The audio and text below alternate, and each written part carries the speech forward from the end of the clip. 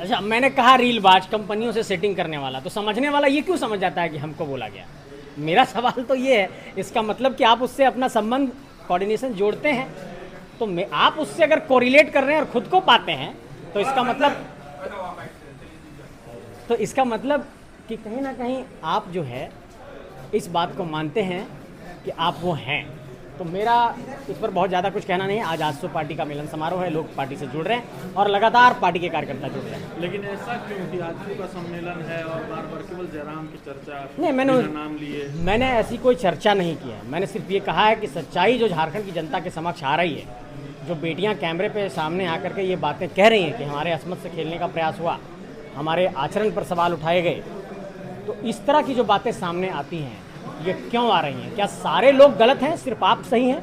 इस सवाल को मैं उठा रहा हूँ।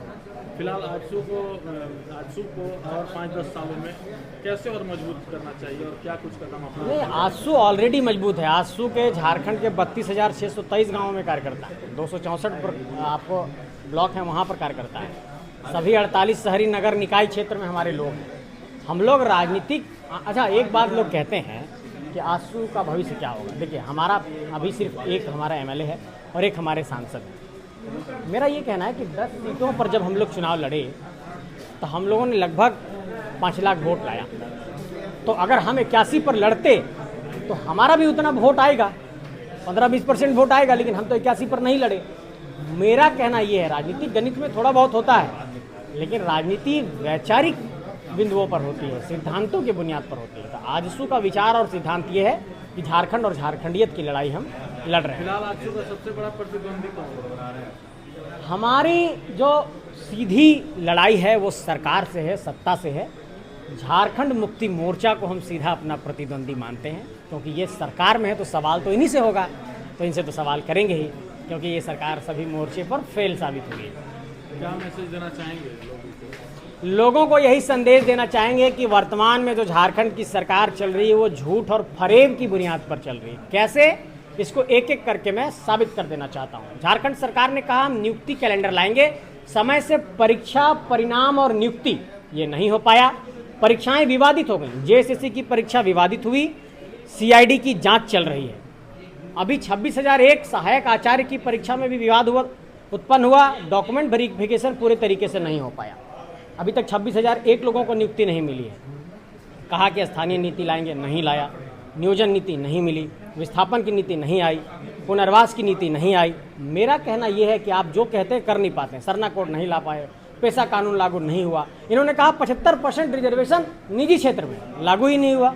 इन्होंने कहा 75% रिजर्वेशन आउटसोर्सिंग में, लागू ही, सिर्फ कैमरे पे कह देना है, सदन में कह देना है, कैबिनेट में कह देना है, लागू कुछ नहीं करना है। उसके बाद इन्होंने कहा कि जो 10 लाख लोग यहाँ पर पलायन किए हैं उनको रोजगार देंगे। 8,52,000 लोग लॉकडाउन में वापस आए थे झारखंड, इस पलायन को रोक नहीं पाए।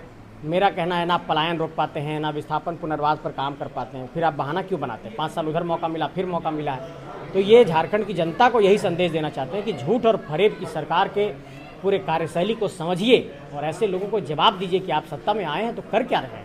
क्या झारखंड की जनता के साथ सिर्फ आपको छल करना है? ऐसे लोगों को समझना होगा। एक अंतिम सवाल पूछना चाहेंगे। जो सवाल जेएलके को लोग करते हैं कि कुर्मियों की पार्टी है, वही सवाल आजसू के ऊपर भी उठता है। कई विधायक सांसद जो है वही जाति से आते हैं। नहीं, तो मैं आपको बताना चाहता हूँ, टिकट भी मिला जो लोगों को, वही लोग थे। नहीं, क्या डिफरेंस है? ये एक गलत धारणा है। हमारे पास नजरुल हसन आसमी हैं, हसन अंसारी हैं, देवशरण भगत हैं। मेरा कहना है कि इस संगठन में सभी लोग, मेरा ही उदाहरण देखिए, मैं तो कुर्मी कम्युनिटी से नहीं हूँ, लेकिन तमाम ऐसे लोग हैं जो इस संगठन से जुड़े हुए हैं और संगठन के नेता हैं। और आप देखेंगे अगर झारखंड के पूरे राजनीतिक परिप्रेक्ष्य में तो कई ऐसे लोग जो इस संगठन में थे इससे पहले, चाहे वो विकास मुंडा एमएलए बने हों, चाहे नवीन जायसवाल एमएलए बने हों, चाहे अभी राधा कृष्ण किशोर जी को देख लीजिए, उमाकांत रजक जी को देख लीजिए, तो क्या ये लोग सारे कुर्मी लोग हैं? नहीं है। तो आजसू पार्टी सभी को स्थान देती है और सभी को नेतृत्व का मौका देती है। इस बात को आपको समझना पड़ेगा। शुक्रिया।